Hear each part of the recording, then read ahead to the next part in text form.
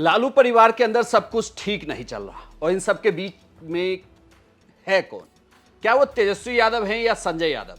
आप सोच रहे होंगे कि सबका निशाना संजय यादव पर है तो निशाने पर संजय यादव को ही होना चाहिए, लेकिन ऐसा है नहीं।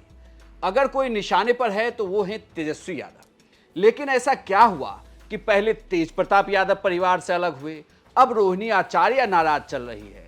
परिवार की सबसे बड़ी बेटी मीसा भारती ने चुप्पी साधी हुई है। तेजस्वी बिहार अधिकार यात्रा करके वापस लौट चुके हैं।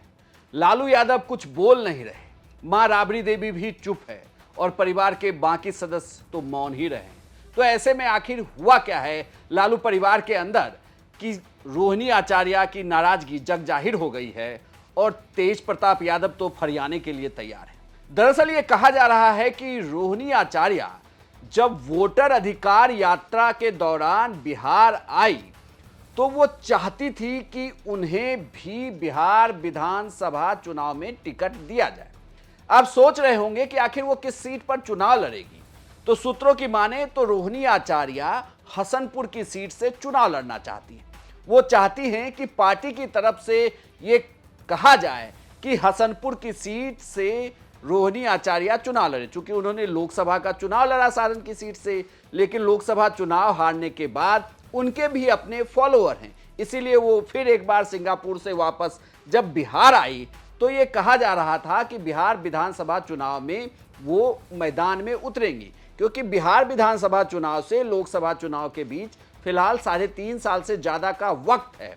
तो इसलिए रोहिणी टिकट की मांग कर रही थी, लेकिन जब रोहिणी आचार्य ने टिकट की मांग की तो उन्हें सिरे से नकार दिया गया है। और शायद जो सूत्र बताते हैं कि यह कहा गया कि यह फैसला तेजस्वी और संजय यादव करेंगे, यही बात चुभ गई है रोहिणी आचार्य को और उसके बाद लगातार वो सोशल मीडिया पर घेरने लगी हैं संजय यादव को लेकर।